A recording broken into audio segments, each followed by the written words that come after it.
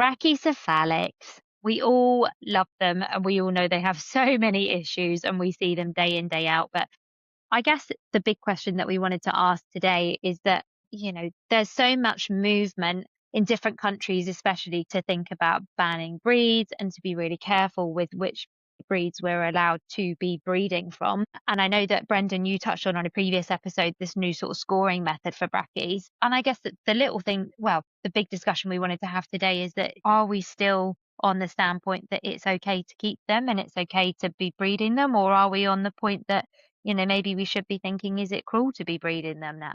Do we need to be thinking about banned breeds or only breeding from particular scored dogs, or what are we doing? I've got a controversy for you. I think, right, we look at our Persian cat and we go, Bracky, really Mm. bad, you're a horrible person. But then what about Maine Coon?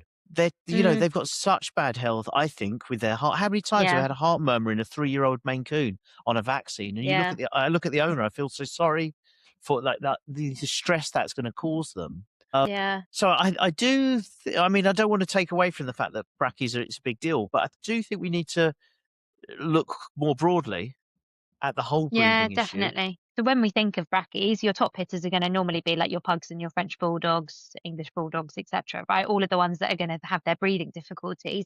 But then you think about cavies. So like Cavalier King Charles, they're banned from breeding in Norway now because of their syringomyelia and like all of their heart issues they can get, etc. Because we know they're so prone to all of these horrible health issues, they're banned in some countries now. And maybe we should be looking at it from a more holistic approach. And yes, brackies are not ideal by any means, but I think we're probably going to struggle to ban all of these different breeds that have loads of issues. German shepherds with their horrendous hips. That doesn't mean that maybe we shouldn't be breeding German shepherds, but we should just be being much more careful about the way that we're breeding them. Spaniels that have elbow issues.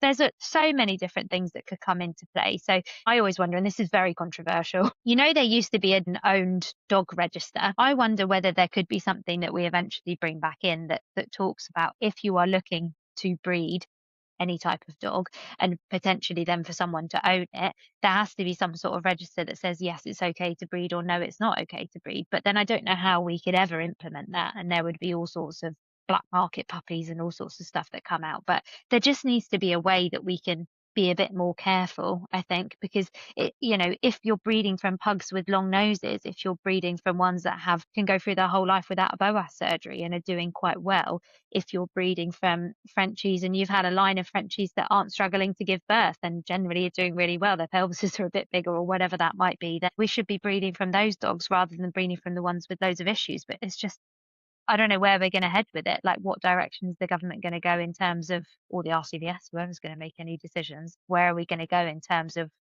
where do we go from here?